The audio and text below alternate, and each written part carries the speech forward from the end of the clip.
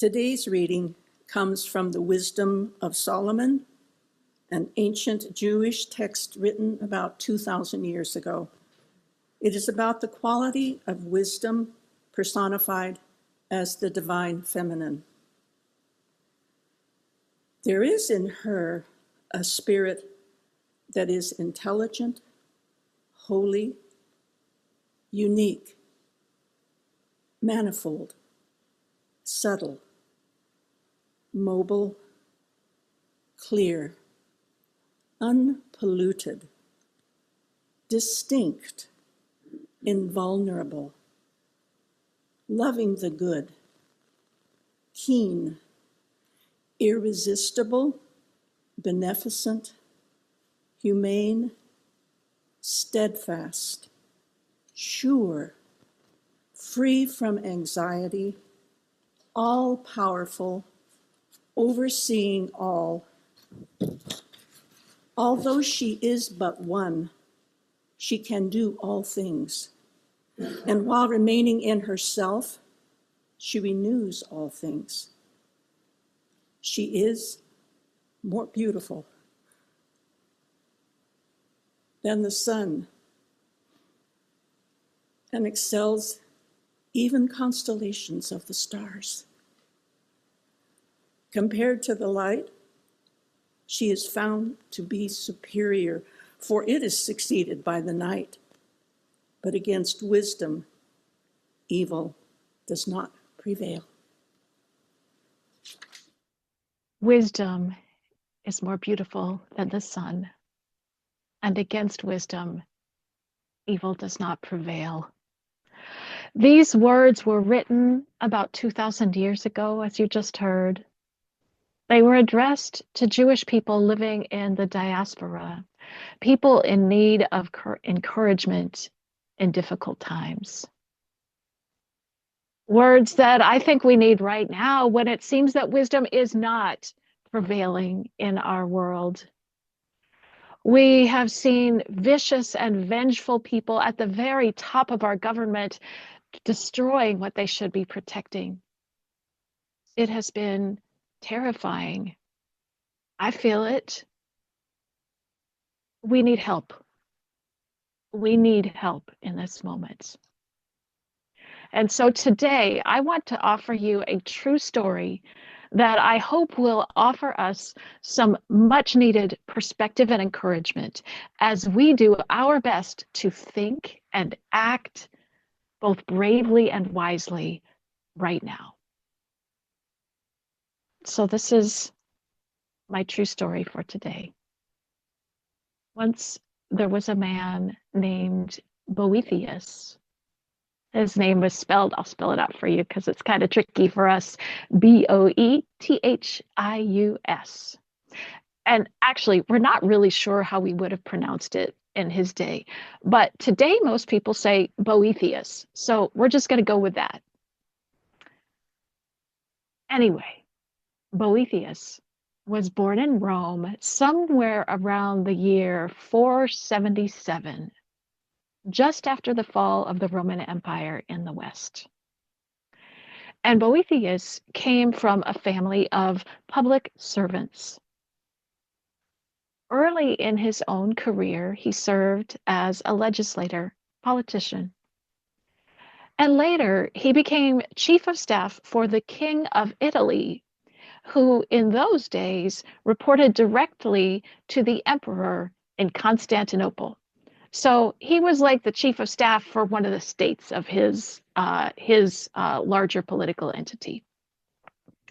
But around the year 524, Boethius was denounced by a rival and arrested on made-up charges. By this time, his boss, the king, had become a rather paranoid leader. And so the king turned on him and got the Senate to sentence Boethius to imprisonment to be followed by execution. This is all in the historical record, and it might have been just a sad story. But Boethius was also a scholar and a philosopher. And while he was in prison, he wrote a book to try to make some sense of what had happened to him. This book that he wrote was called The Consolation of Philosophy. Zoomers, I'm going to put that in the chat for you. Here you go. Oops. There you go. That's the title, The Consolation of Philosophy. This book became a medieval bestseller, one of the most beloved books in the Europe of the Middle Ages for about 1,000 years.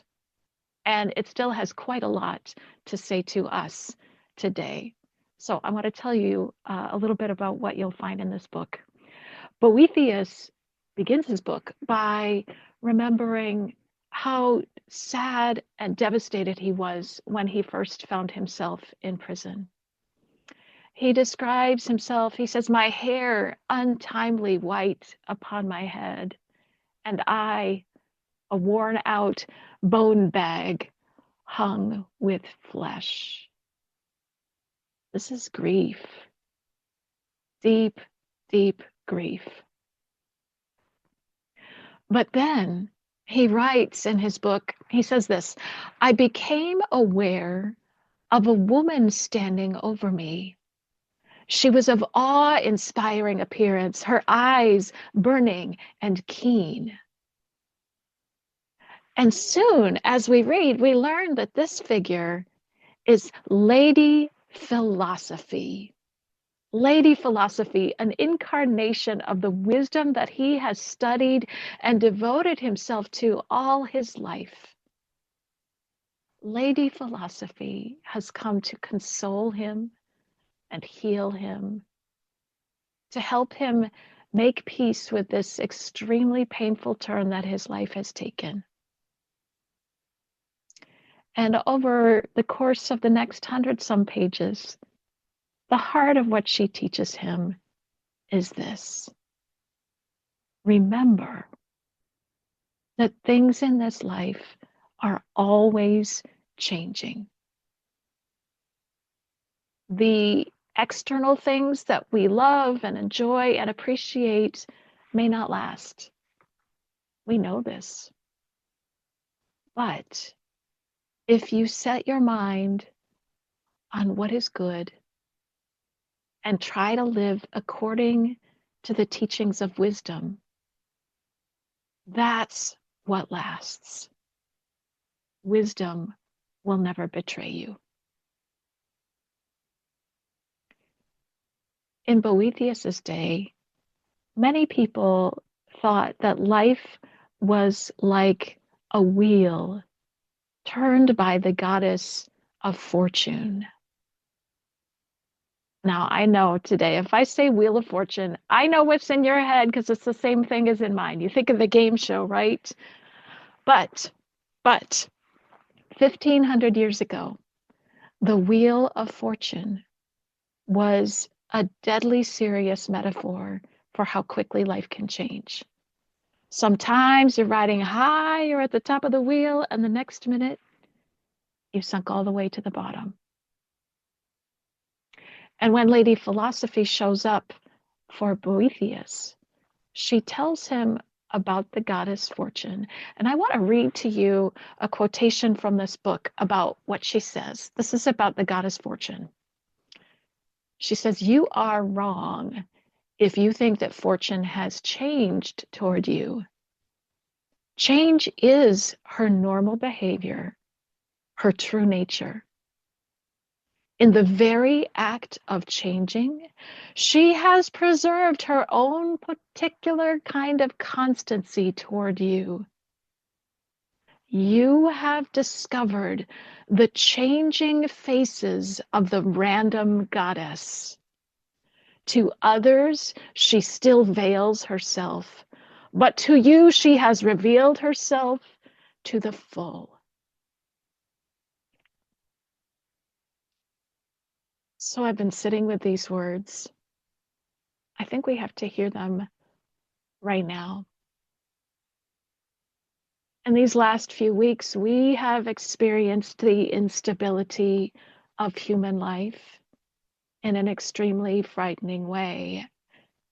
And so the words of Boethius's Lady Philosophy are echoing in my ears. You have discovered the changing faces of the random goddess. To others, she still veils herself, but to you, she has revealed herself to the full. Now we hope that the damage to our government, our society, our neighbors, we hope that damage can be stopped. We hope, and we do not only hope, we also work. We are taking action in so many ways to stop the damage, and I believe we will succeed. But now we know more deeply than we did before that what we take for granted is fragile and can be lost. And so with Boethius, I find that I need to hear from Lady Philosophy. I am sitting at her feet because I need to be reminded of where my grounding truly is. I need to know what will hold firm when the things of the world begin to spin and tilt alarmingly. So listen to more of what she tells us. Lady Philosophy, speaking to her beloved Boethius, speaks to what motivates most people. She says, and listen for how this echoes today. She says, most people get all tangled up in chasing after external things that we think will bring us happiness, but they don't. She says, people are chasing after power. They're chasing after power, but if they get it, they are always looking over their shoulder for the next person to come along and steal their position. They're chasing after money because they think if they have enough money, they will never worry about anything, but it is not true. Money cannot stop anyone from worry and fear. So to me, that sounds like a pretty good diagnosis of what's going on with our government right now. Too many people chasing after money and power, and it is never enough because money and power cannot give people what they truly want. Now, Lady Philosophy has a prescription that I wish we could prescribe to everyone. She says that to find true and perfect happiness, what you need to do is let go of chasing after all that external stuff and look inside to find that which is infinite and lasting. So when we look inside, what do we find? This part is where I actually want to tread a little carefully because what she says next may lose some of us, and I want all of us to be in this boat here. In Boethius's world, there was a clear consensus that the world had been created by a force of some kind, which Boethius's world called God. So Lady Philosophy tells us, keep your mind fixed on God, the creator of all things, the center of all things, and so find stillness and peace. Now, I know that not all of us may want to follow her here. We have a very big tent in our faith when it comes to our understandings about God or not. We welcome you no matter what you believe. But I want to offer today that what Boethius is meant by God is pretty simple. Well, simple. In a way, it's simple. In a way, it's not. But it doesn't depend on belief as we usually think of it. So, instructed by his Lady Philosophy, Boethius says in his book, okay, we human beings, we exist in time. But beyond time, it's difficult to even think of, but beyond time, there is something which is infinite. He says, we human beings are caught on fortune's wheel, going around and around, always changing. But in the middle of the wheel is a still point. The wheel revolves, but at the center is a still point that lives inside each of one of us, that lives inside each living thing. And that still point is what Boethius calls God, what Buddhists call nirvana, or the unconditioned. That still point is what any of us can experience without needing to label it at all when our mind becomes quiet and we feel at peace. This is the goal of the teachings of Lady Philosophy. She wants us to find that still point within ourselves, no matter which way fortune's wheel turns us. Because in that still point, that is the happiness that will last. There is the ground that will hold us steady and help us act wisely no matter what is happening outside. And she says this, again, I quote, she says, "You cannot impose anything on a free mind. And you cannot move from its state of inner tranquility, a mind at peace with itself and firmly founded on reason."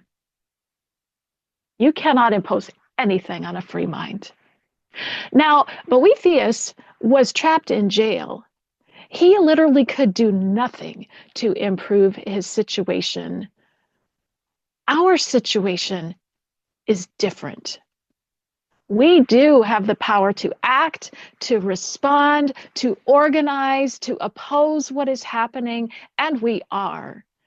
So today, my prayer for all of us is for our resistance to be grounded in an inner tranquility of mind, an inner freedom that frees us from being jolted and knocked off balance multiple times a day by whatever the latest outrage is. In these tumultuous days, may these ancient teachings bless us with unshakable peace. When we're confused about what to do, when we are overwhelmed by fear, remember to breathe. Remember the still point within you that never leaves you. And may wisdom guide you always. For against wisdom, evil will not prevail. Amen. And so may it be.